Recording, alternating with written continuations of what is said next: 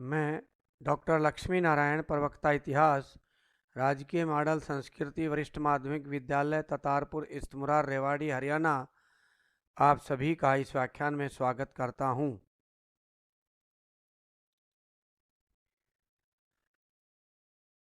आज के अपने अध्याय का नाम है राजा, किसान और नगर, आरंभिक राज्य और अर्थव्यवस्थाएं। आज का उपविषय है, प्यारे विद्यार्थियों, आज हम 3 टॉपिक्स पर चर्चा करेंगे। 3 उपविषयों पर चर्चा करेंगे। पहला उपविषय रहेगा प्रमुख मौर्य शासक, दूसरा मौर्य प्रशासन, तीसरा मौर्य साम्राज्य के पतन के कारण। इन 3 उपविषयों पर हम इस लेक्चर में चर्चा करेंगे। प्यारे विद्यार्थियों, सबसे पहले जानते हैं प्रमुख मौर्य शासकों के बारे में। मौर्य शासक न केवल महान विजेता थे, अपितु उच्च कोटि के शासन प्रबंधक भी थे। इस साम्राज्य की नींव चंद्रगुप्त मौर्य ने रखी।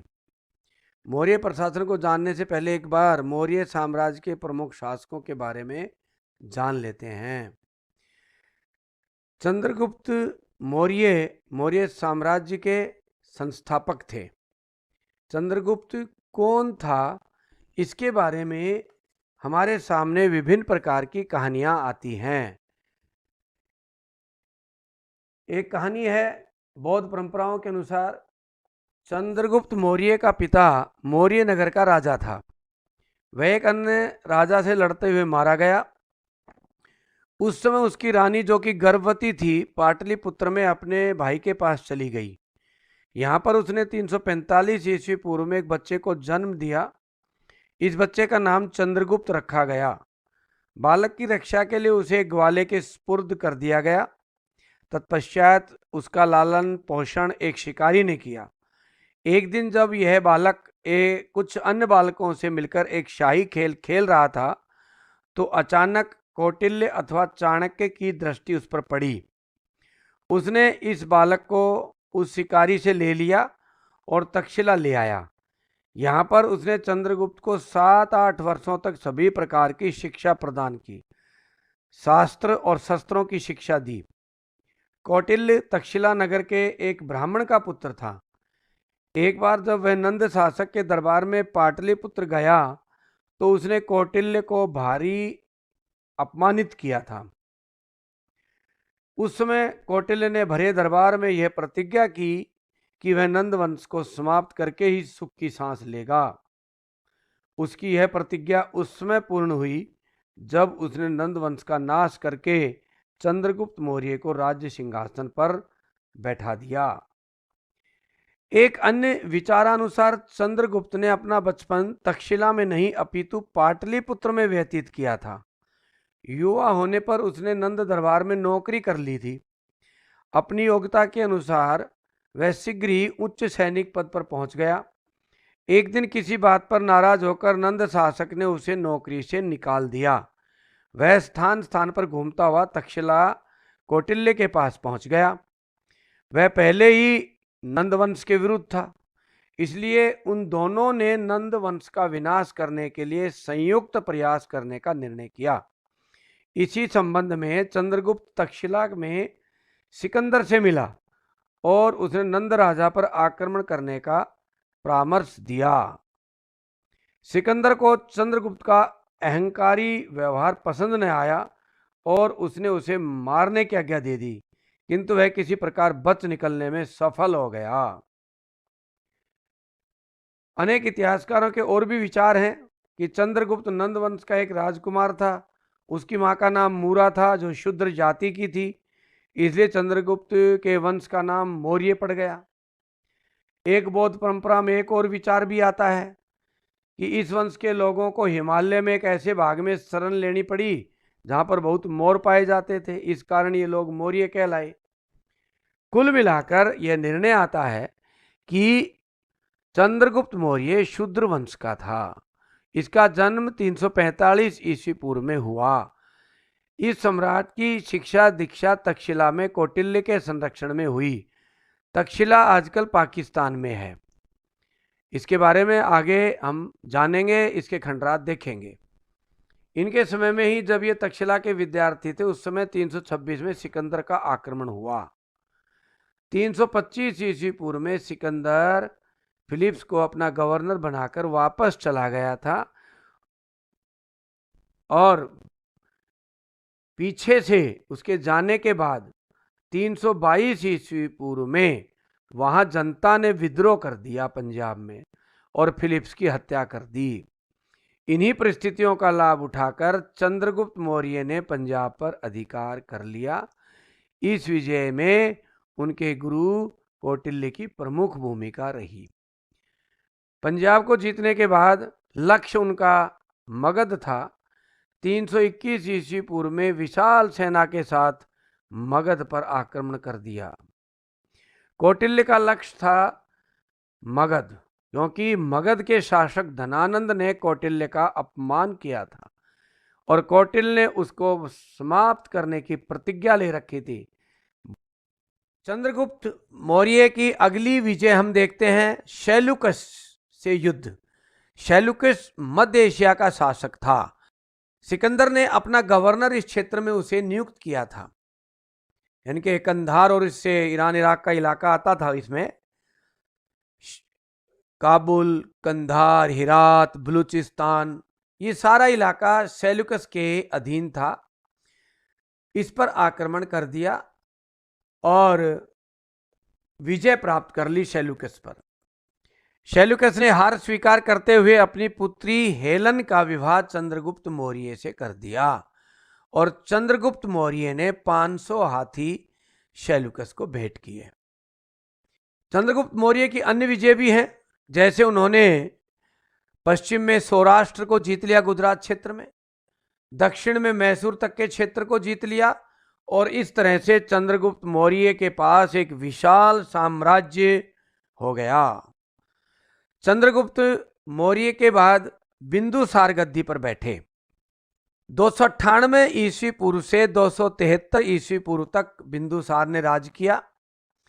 इसने चंद्रगुप्त मौर्य के राज्य को सुरक्षित रखा। उसके समय तक्षशिला में विद्रोह हुआ, जो इसके पुत्र अशोक ने दबा दिया। इसके दरबार में यूनान के शासक एंटियोकस ने डीमेकस को राजदूत बनाकर भेजा। ऐसे ही मिस्र के शासक टॉलमी फिलाडेल्फस द्वितीय ने डायोनोसियस को राजदूत बनाकर भेजा। इस तरह से अनेक शासकों ने इसके दरबार में राजदूत बनाकर भेजे। इससे अनुमान लगता है कि बिंदुसार एक महान व्यक्तित्व था। इसे 16 रानियों से 101 पुत्र थे। अगले शासक थे अशोक। 273 ईस्वी पूर्व में अपने पिता की मृत्यु के बाद अशोक शासक बना। कहते हैं यह अपने 101 भाइयों में बड़ा नहीं था। उन दिनों में सबसे बड़ा गद्दी पर बैठेगा, ऐसा नियम था। इसलिए भाइयों से लड़ाई झगड़ा हुआ। बौद्ध ग्रंथों के अनुसार 269 ईस्वी पूर्व में अपने 100 भाइयों की हत्या करके विधिवत गद्दी पर बैठा। अशोक सम्राट के बारे में विस्तार से हम आगे और पढ़ेंगे।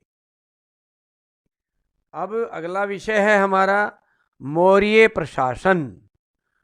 मौर्य प्रशासन का अध्ययन करने के लिए हम अपनी सुविधा हेतु 9 भागों में बांट लेते हैं।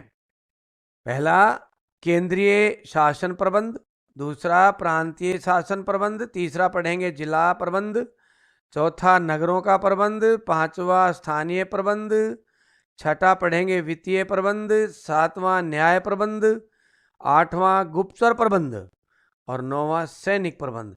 इस तरह से 9 प्रकार के प्रमुख प्रबंध उनके थे, जिससे बड़ा सुशासन ये जनता को देते थे और इनका साम्राज्य इस प्रबंध व्यवस्था के कारण सुरक्षित था। अब विस्तार से केंद्रीय शासन प्रबंध के बारे में पढ़ते हैं। केंद्रीय शासन प्रबंध 2 ध्रुवों पर घूमता था, राजा और मंत्री परिषद। प्रमुख ध्रुव तो राजा ही था, उसके चारों तरफ मंत्री परिषद थी। राजा शासन का सर्वोच्च अधिकारी था। सभी अधिकार इसके हाथों में सुरक्षित थे। राजा के अधिकारों को हम देखते हैं, एक बार पहले भी हम पढ़ चुके हैं इस बारे में। राजा का पद पैतृक था। राजा के मुख से निकला हुआ शब्द ही कानून था। राजा के सभी अधिकार राजा के पास सुरक्षित थे। राजा अपनी मर्जी से किसी को भी अधिकारी नियुक्त कर सकता था। सेना का सर्वोच्च सेनापति भी राजा ही होता था। राजा को अपनी मर्जी से कर लगाने का अधिकार था। इतना होते हुए भी राजा नैतिकता और मानवता को ध्यान में रखते हुए शास्त्र सम्मत और न्यायोचित काम करता था। वह अपने कर्तव्यों और जिम्मेदारियों को बड़ी ही पवित्रता से निभाता था। अब मंत्रिपरिषद के बारे में जानते हैं। राजा बहुत ही ईमानदार और योग्य व्यक्तियों को अपना मंत्री नियुक्त करता था। वह अलग अलग विभागों के अलग अलग मंत्री होते थे। अपने अपने विभाग के बारे में राजा को मंत्री सलाह देते थे। प्रमुख मंत्रियों को देखते हैं कौन कौन से थे। एक होता था प्रधानमंत्री। यह राजा को शासन के हर क्षेत्र में परामर्श देता था, सलाह देता था राजकार्यों में। प्रशासन के प्रत्येक विभाग पर नजर भी रखता था। प्रधानमंत्री बहुत ही विश्वसनीय व्यक्ति होता था राजा का। पुरोहित, यह राज दरबार का पुजारी होता था। धार्मिक कार्यों को राजा को परामर्श देता था और धार्मिक कार्यों को संपन्न करवाता था। सेनापति, प्रधान सेनापति तो राजा ही होता था, परंतु यह सैनिक कार्यों की चिंता करता था। राजा को युद्ध और संधि के लिए परामर्श देता था। सन्निधाता, राजा का प्रधान कोषाध्यक्ष होता था। प्रधान कोषाध्यक्ष। समाहर्ता, यह कर निर्धारण का सर्वोच्च अधिकारी होता था। टैक्स यही निश्चित करता था, और यानी कि समाहर्ता टैक्स निश्चित करता था। सन्निधाता के पास सारा पैसा आकर इकट्ठा होता था, कोषाध्यक्ष एक तरह से। अनेक और मंत्री भी होते थे, जैसे दंडपाल जो पुलिस का काम करता था, आमात्य जो न्याय और सामान्य प्रशासन का काम देखता था, दुर्गपाल जो किलों का काम देखता था, कर्मांतिक जो कारखानों का काम देखता था, गृह मंत्री को द्वारिक कहा जाता था, उच्चतम कोटि के अधिकारियों को तीरथ कहा जाता था। ये सब उच्चतम कोटि के अधिकारी थे, मंत्री भी, और सब तीरथ समान थे, पूजनीय थे, सब सम्मान करते थे इनका। अब दूसरा विषय देखते हैं, प्रांतीय प्रबंध। प्रांत का मुखिया प्राय राजकुमारों को ही बनाया जाता था, जिन्हें कुमार कहा जाता था। इनके सहयोग के लिए अनेक अधिकारी होते थे।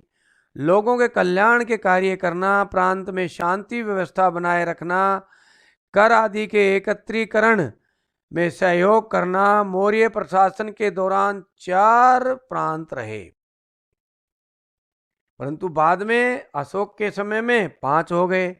5वां कौन सा था? सम्राट अशोक ने कलिंग को जीतकर 5वां प्रांत बनाया। कहते हैं कि इनके दादा और इनके पिता भी कलिंग को नहीं जीत पाए थे, और इनके लिए ये सम्मान का विषय बना हुआ था कि किसी भी तरह से हम कलिंग को जीतें। तो सम्राट अशोक ने कलिंग पर आक्रमण करके और कलिंग को अपने क्षेत्र में मिला लिया। परंतु कलिंग का युद्ध सम्राट अशोक के जीवन में एक युग परिवर्तन करने वाला युद्ध था। इन प्रांतों की स्थिति देखते हैं। मगध प्रांत, जिसकी राजधानी पाटलिपुत्र थी, मैप में देखते हैं, ये पाटलिपुत्र है। ये मगध प्रांत था, आसपास का इलाका। दूसरा प्रांत, उत्तर पश्चिम प्रांत तक्षशिला। ये यहाँ तक्षशिला पाकिस्तान में इस समय, मैप में दिखाऊंगा आगे आपको मैं। ये तक्षशिला था, ये भी खूब लंबा चौड़ा इलाका लिए बैठा था। तीसरा पूर्वी प्रांत, राजधानी उज्जैन, उज्जैनी इसको उस समय कहते थे। ये देखिए विद्यार्थियों, यहाँ मैप में उज्जैन है। इसके आसपास का इलाका इस राजधानी में आता था। और ऐसे ही मगध का विशाल साम्राज्य दूर तक यहाँ फैला होगा, तक्षशिला का यहाँ दूर तक फैला होगा। दक्षिण प्रांत राजधानी स्वर्णगिरी, दक्षिण में आइए, ये स्वर्णगिरी है। यहीं पर जाकर चंद्रगुप्त मौर्य, जो बाद में कहते हैं कि जैन बन गए थे, और यहीं जाकर उन्होंने अपने प्राण त्यागे थे, भूखे रह करके। जो जैनी संतों में एक परंपरा होती है प्राण त्यागने की, भूख से। कलिंग जो पांचवा प्रांत था, इसकी राजधानी तोशली थी। ये सम्राट अशोक ने मिलाया था। तोशली, प्यारे विद्यार्थी, ये रहा। और इस तरह से विशाल साम्राज्य इन्होंने 5 प्रांतों में बांटा। ये पूरे विशाल साम्राज्य, दक्षिण में यहाँ तक, पूर्व में असम तक का इलाका, आज का भूटान वगैरह सब आते थे। इधर तिब्बत का भी बहुत सा इलाका इसके अधीन आता था, और अफगानिस्तान तक का इलाका, और आज के बलूचिस्तान होते हुए गुजरात तक, और ये पूरा यहाँ तक भारत का इलाका था उस समय का। चंद्रगुप्त मौर्य का साम्राज्य था। जिला प्रबंध, यानी कि प्रांतों को आगे जिलों में बांटा हुआ था। मौर्य साम्राज्य को प्रांत से आगे आज की ही तरह जिलों में बांटा हुआ था। जिले को उस समय जनपद कहते थे। आज भी आप यूपी में जाओगे तो कई जगह जनपद आज भी शब्द प्रयोग होता है जिले के लिए। तथा जिले के अधिकारी को प्रादेशिक कहा जाता था, यानी कि प्रादेशिक नाम का अधिकारी जिले को देखता था। उसकी सहायता के लिए राजुक और युक्त नाम के 2 अधिकारी होते थे। राजुक का कार्य क्या था? कृषि लगान निश्चित करना। और युक्त का काम क्या होता था? लेखा अधिकारी होता था, रिकॉर्ड कीपर। सारा रिकॉर्ड इसके पास होता था राजस्व का। ये जिले में नगर भी आते थे, ग्राम भी आते थे। तो गांव का प्रबंध और नगरों का प्रबंध बारी बारी से पढ़ते हैं। तो नगरों का प्रबंध देखते हैं सबसे पहले। मौर्य काल में बड़े बड़े नगर जैसे पाटलिपुत्र, तक्षशिला, कौशाम्बी, उज्जैन आदि के लिए विशेष प्रकार का शासन प्रबंध किया हुआ था। नगर के मुखिया को नगर अध्यक्ष कहा जाता था। इसकी सहायता के लिए 30 सदस्यों की नियुक्ति की गई थी। आगे इन 30 सदस्यों को 6 समितियों में बांट दिया जाता था। प्रत्येक समिति में 5 व्यक्ति काम करते थे, अर्थात 5-5 व्यक्तियों की 6 समितियां होती थी। ये सभी समितियां मिलकर के नगर के भवनों, बाजारों, मंदिरों, अनलोक भलाई के कार्यों में अपना योगदान देती थी। नगर के इस प्रकार के सुंदर प्रबंध को देख करके विदेशी भी विस्मत रह जाते थे। एक बार विस्तार से हम इनका नगर प्रबंध देखते हैं कि कौन सी समिति क्या कार्य करती थी। पहली समिति शिल्प व कारखानों का काम देखती थी। हथकरघा उद्योग का, कारखानों में क्या बनता है, कहाँ, उनको माल उपलब्ध कराना, उनके माल का ध्यान रखना, उनको सुख सुविधाएं देना। दूसरी समिति व्यापारियों के हितों की। कोई माल लाता था, ले जाता था, कोई रुकता था आकर के नगर में, उनका सब प्रबंध ये करती थी। विदेशी व्यापारी आते थे, उनको रोकती थी ताकि उनको कोई असुविधा ना हो, व्यापार में उनको कोई दिक्कत ना आए। तीसरी समिति जन्म मृत्यु का रिकॉर्ड रखती थी। देखो उस समय भी जन्म मृत्यु का पूरे नगर का रिकॉर्ड तैयार किया जाता था। चौथी समिति व्यापार के नियम बनाती थी। क्या नियम होंगे, कितने टैक्स लगेंगे, और उन नियमों को लागू भी करवाती थी। पांचवी समिति कारखानों के माल का निरीक्षण करती थी। कोई माल में मिलावट तो नहीं कर रहा था, कोई नकली माल तो नहीं बना रहा है, तोल आदि का भी ध्यान रखती थी, कोई कम तो नहीं तोल रहा है। छठी समिति बिक्री कर इकट्ठा करती थी। इस तरह से 6 समितियां बड़े सुंदर ढंग से नगरों का प्रबंध करती थी। अब मौर्यों का स्थानीय प्रबंध देखते हैं। जिले अथवा जनपदों को आगे मंडलों में विभक्त किया गया था। प्रत्येक जिले में 5 से 10 संयुक्त गांवों को मिलाकर एक मंडल बनाया जाता था। इन मंडलों के गोप और स्थानिक नाम के 2 मुख्य अधिकारी होते थे। गोप भूमि व कृषि संबंधी सभी रिकॉर्ड रखता था। वहीं स्थानिक भूमि का लगान इकट्ठा करता था। गांव का मुखिया ग्रामिक होता था। गांव में ग्रामिक की सहायता के लिए पंचायत होती थी। केंद्र सरकार स्थानीय प्रबंध में बहुत कम हस्तक्षेप करती थी। अब वित्तीय प्रबंध देखते हैं मौर्यों का। मौर्य शासकों का वित्तीय प्रबंध बहुत अच्छा था। आय का प्रमुख साधन भूमि कर था। भूमि कर 1/6 से 1/4 तक लिया जाता था। कर का निर्धारण भूमि की उपजाऊ शक्ति के अनुसार कम या ज्यादा होता था। भूमि कर को भाग बोला जाता था। इनके अतिरिक्त मौर्य शासक व्यवसायों पर, वनों पर, खानों पर, अमीर लोगों पर कर लगाती थी। चुंगी कर, जुर्मानों और उपहारों से भी सरकार की आय होती थी। राजा इस आय का बड़ा हिस्सा जन कल्याण पर खर्च करता था, जैसे सिंचाई की व्यवस्था करवाना, दान देना, सड़कों का निर्माण करवाना, अस्पताल आदि खुलवाना। मौर्यों का न्याय प्रबंध। बड़े न्यायप्रिय शासक मौर्य माने जाते हैं। प्रजा को न्याय देने के लिए राज्य भर में कई न्यायालय स्थापित करते थे। प्रजा के दुख दर्द को दूर करने के लिए स्वयं भी भ्रमण करते रहते थे। मौर्य काल में अपराधियों को कठोर दंड दिया जाता था। छोटे अपराधों के लिए जुर्माना व बड़े अपराधों को मृत्युदंड का प्रावधान था। मेगास्थनीज ने न्याय व्यवस्था की बड़ी तारीफ की है। लोग घरों को ताला नहीं लगाते थे। मेगास्थनीज, प्यारे बच्चों, चंद्रगुप्त मौर्य के दरबार में शैलुकस का राजदूत था। जब चंद्रगुप्त ने शैलुकस पर आक्रमण किया, उस समय शैलुकस ने अपना एक राजदूत भी उसके दरबार में भेजा था, मेगास्थनीज नाम का, और जिसने इंडिका नामक पुस्तक लिखी। और इस इंडिका में हमें चंद्रगुप्त मौर्य के शासन का काफी विवरण मिलता है। हालांकि इंडिका आज है नहीं, परंतु स्ट्रैबो, एरियन जैसे उस समकालीन इतिहासकारों की पुस्तकों में हमें इंडिका के रेफरेंसेस मिलते हैं। अगला पॉइंट देखते हैं, गुप्तचर प्रबंध। किसी भी शासन की सफलता गुप्तचर व्यवस्था पर निर्भर करती है। साम्राज्य में गुप्तचरों का जाल बिछा हुआ था। वे राजकुमारों, सरकारी अधिकारियों तथा प्रजा की गतिविधियों पर भी गुप्तचरी रखते थे। यानी कि राजकुमारों के पीछे भी गुप्तचर रहते थे, सरकारी अधिकारियों के पीछे भी गुप्तचरी करते रहते थे उनकी, और प्रजा क्या कर रही है ये भी सारी गुप्तचरी करके राजा को सूचना देते थे। विदेशों की घटनाओं की गुप्तचरी भी करके लाते थे। ये गुप्तचर राजा तक भेजते थे सभी प्रकार की सूचनाएं। जो गुप्तचर एक स्थान पर रहकर कार्य करते थे उन्हें संस्था कहते थे। जो लोकल सूचनाएं देते थे, इकट्ठी करते थे, वो संस्था कहलाते थे। और जो दूर दूर तक घूम घूम करके गुप्तचरी कर कर लाते थे वो संचार कहलाते थे।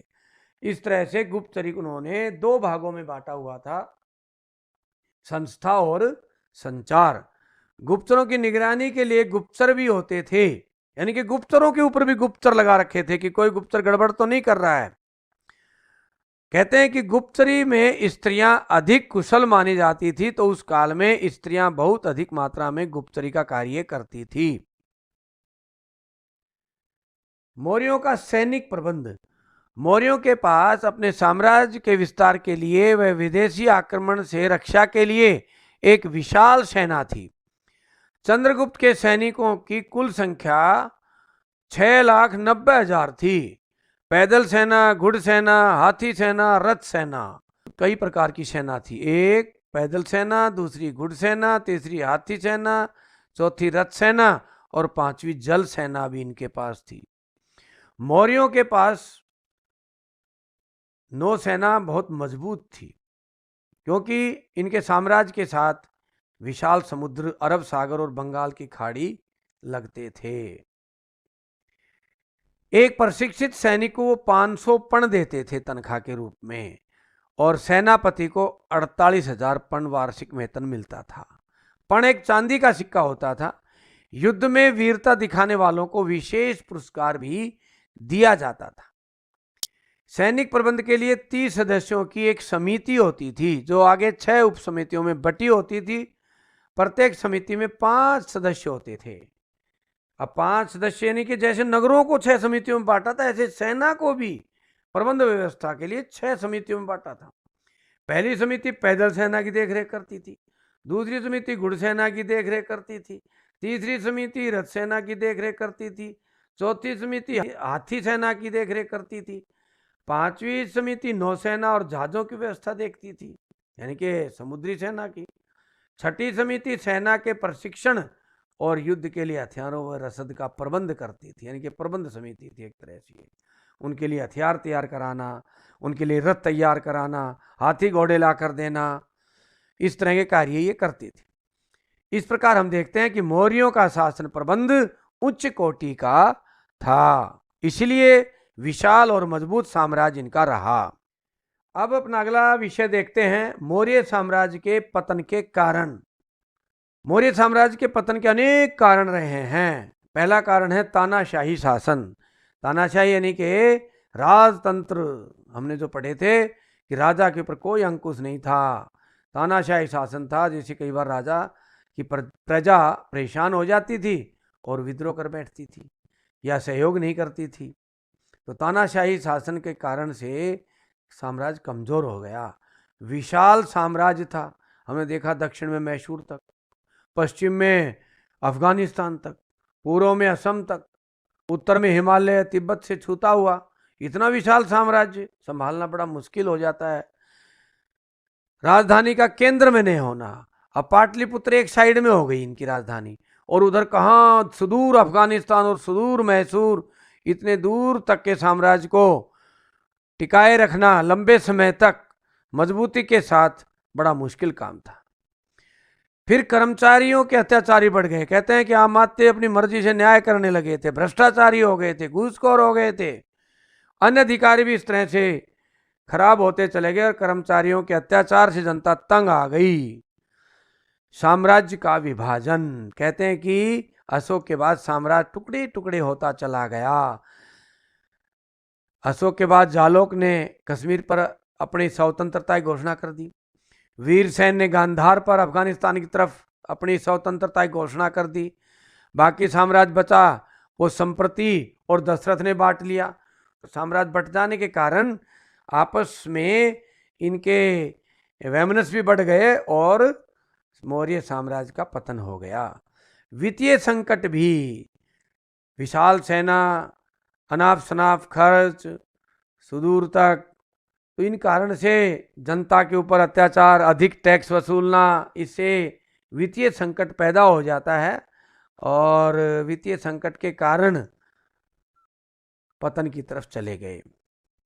विदेशी आक्रमण। उत्तर पश्चिमी क्षेत्र पर यूनानी डिमिट्रियस ने आक्रमण कर दिया अफगानिस्तान की तरफ। इस तरह से विदेशी आक्रमणों से भी यह साम्राज्य कमजोर होने लगा। सम्राट अशोक का उत्तरदायित्व भी मानते हैं। कहते हैं सम्राट अशोक ने बौद्ध धर्म अपना लिया, अहिंसा के पुजारी बन गए, किसी से युद्ध नहीं करना, सैनिकों को धर्म प्रचार के लिए महामात्र बना दिया। वो धर्म का प्रचार करते फिरते थे जनता में।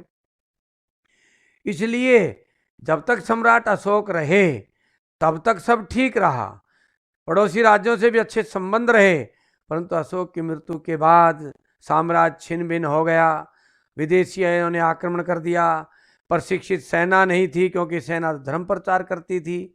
तो ऐसी स्थिति में सैनिक लड़ना भूल गए, जनता में पराक्रम खत्म हो गया, सैनिकों में वीरता और बहादुरी की कमी आ गई। ऐसी स्थिति में साम्राज्य का पतन हो गया।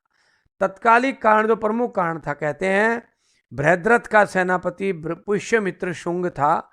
उसने बृहद्रथ की हत्या कर दी 185 ईस्वी पूर्व में और शुंग वंश की स्थापना की, और इस तरह से उसने मौर्य साम्राज्य का अंत कर दिया। तो ये प्यारे विद्यार्थियों, हमने मौर्य साम्राज्य के प्रमुख शासकों के बारे में, मौर्य साम्राज्य के प्रशासन के बारे में और मौर्य साम्राज्य के पतन के कारणों के बारे में चर्चा की। अब अभ्यास के प्रश्न।